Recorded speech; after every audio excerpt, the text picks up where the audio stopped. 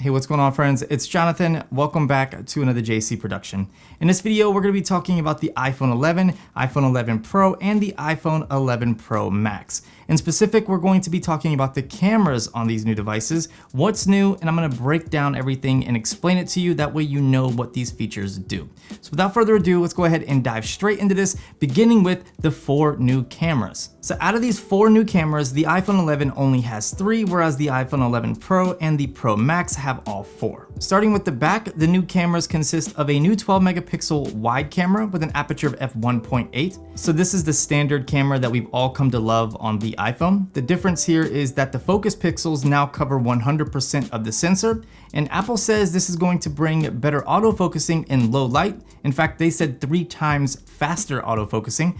We'll have to see if this is true once we get a unit in-house, and trust me, I will be doing my own testing. The next camera is completely new to the iPhone. It's never been put on an iPhone before, and that's a 12 megapixel ultra-wide camera with an aperture of f2.4. And finally, the telephoto camera has been updated from last year. It's 12 megapixels and has an aperture of f2.0 versus the f2.4 found on the XS Max. So out of these 3 cameras, the iPhone 11 will be getting the ultra wide as well as the standard wide and no telephoto, but it will still be able to do portrait mode, which is great. The camera on the front has also been improved, and it's a new 12 megapixel sensor with an aperture of f2.4. The front camera has cinematic video stabilization. It supports 4K up to 60 frames per second and 1080p up to 120 frames per second, so you can get some nice slow motion with the front-facing camera that Apple is calling slow-fies. It offers extended dynamic range, or HDR, with video up to 30 frames per second, including 4K.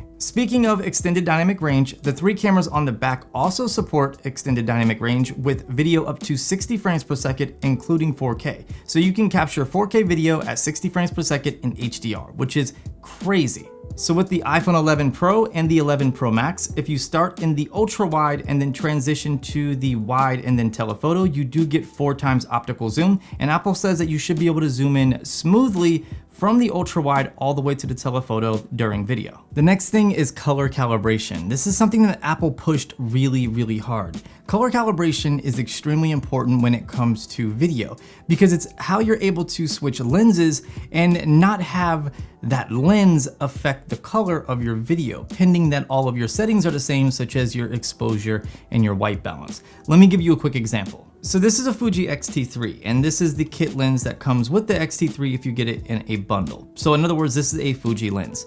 If I were to take this lens off and put something like this on there, which is a Sigma 24mm lens for Canon, of course I would have to adapt it on the body. However, due to the coating on the lens itself, the color is going to be different.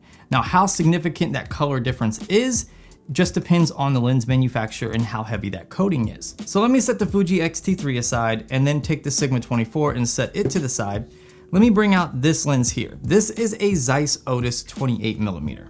This is a very expensive lens. This is a Zeiss Otis 55mm, and this is a Zeiss Otis 85mm. You can see I have the entire set here. The total price for these 3 lenses is around $12,000. The reason why they're so expensive outside of the hardware and then the optics themselves is the fact that these have a special coating on them and they are all calibrated to match each other. So if I take this 85mm and put it on the Fuji X-T3 and record some video and then swap it out with the 55mm, the color itself is going to look identical. Of course, it also comes down to the sensor. So let me put these Otises aside and bring back in the Fuji X-T3.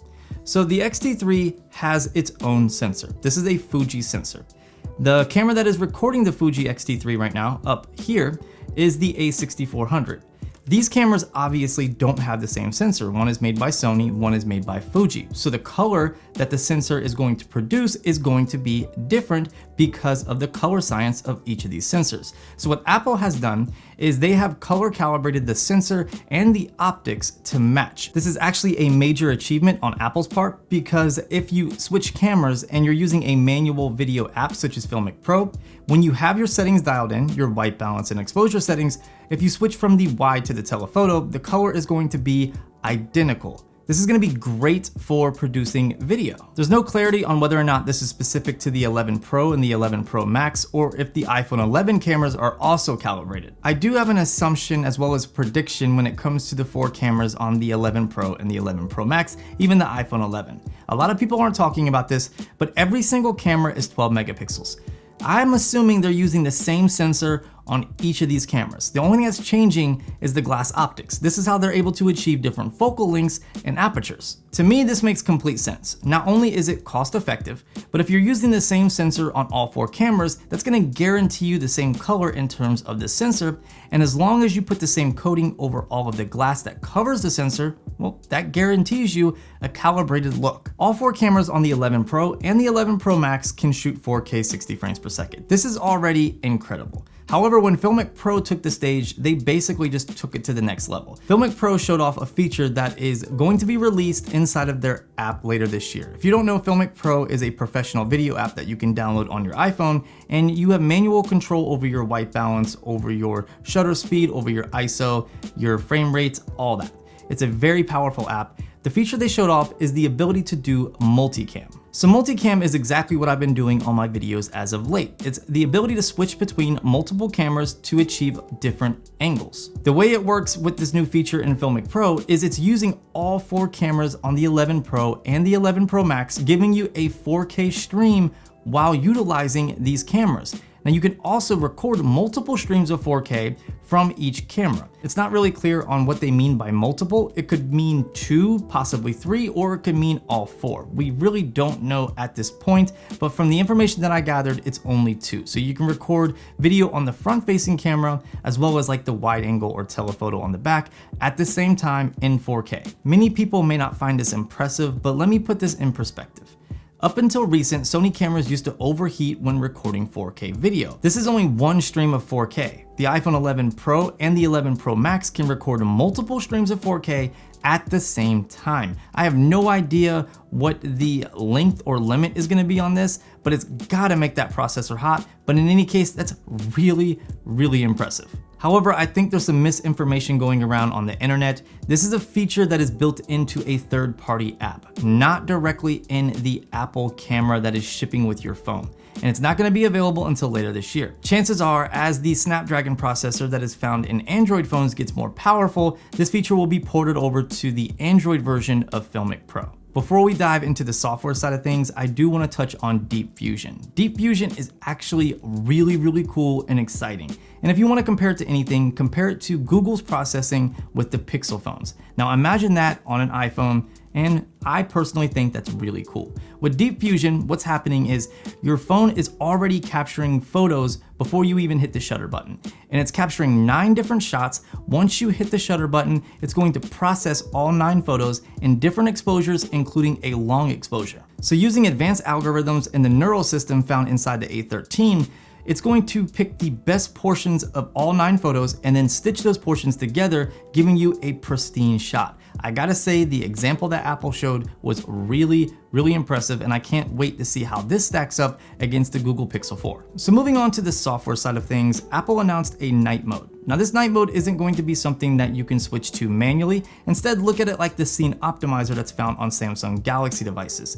So whenever the sensor detects that you're in a lower lit situation, night mode will kick on, and it's going to adjust the exposure, the sharpness, as well as the noise reduction to give you a pristine image. Once again, the sample that Apple showed off was really impressive, but it wasn't really an ideal situation. It was a controlled environment, not really a real world scenario. So I want to get this phone in-house and really push this camera and come up with my own night mode samples. That way you guys can see what it's like in a real world situation. If you guys don't want to miss that video, make sure to subscribe. Another feature no one is talking about is the updated True Tone flash. It should be brighter. Hopefully it produces a softer look. I'm not really much of a flash user. If you are, sound off down below in the comment section. I do want to know, like, how many of you guys actually use the flash? I, for one, am not a fan of the flash, but if it's going to give me a brighter image and a softer look and look more natural than artificial, I'll definitely use it. Speaking of features no one is talking about, the iPhone 11, 11 Pro, and the 11 Pro Max have audio zooming. This is going to be identical to the way the Note 10 and the Note 10 Plus work with the directional audio. So as you zoom in, that audio will become more narrower and pick up your subject and isolate your subject from any background noise. I can't wait to try it out. If the past is anything to go by, Apple really has never had the best microphones in my personal opinion, and that's really where Samsung has excelled when it comes to their video. So I really can't wait to put these two phones against each other. Quick Take Video is another new feature that I personally think looks awesome. So while you're inside the photo side of the camera app, you can start recording video by holding down the shutter. And if you want to let go of the shutter, you can swipe it up to the little lock icon, and it's going to lock the record button, so now you're recording video. And with this, you also get subject tracking. So think about like with the Note 10 and Note 10 Plus, how I showed off in my Pro Mode video where you can do subject tracking. You touch your subject and the focus is going to follow your subject. This is also going to work the same way on the new iPhones. This is really, really cool, and I can't wait to try this out. Well, my friends, that does it for this video. That was a feature breakdown and what's new when it comes to the cameras on the iPhone 11, 11 Pro, and the 11 Pro Max. Trust me, I'm gonna have a much more thorough walkthrough when it comes to these cameras once I get my hands on these devices. If you don't wanna miss that, make sure to click the bell icon so you can be alerted when that video goes live. If you guys want to see any content in specific once I get the new iPhones, sound off down below in the comment section, and I will make sure I put it at the top of my priority list when it comes to making that content. I hope you guys enjoyed this video. If you did, consider giving it a thumbs up, subscribe for more content just like this, and I will talk to you wonderful people in the next video.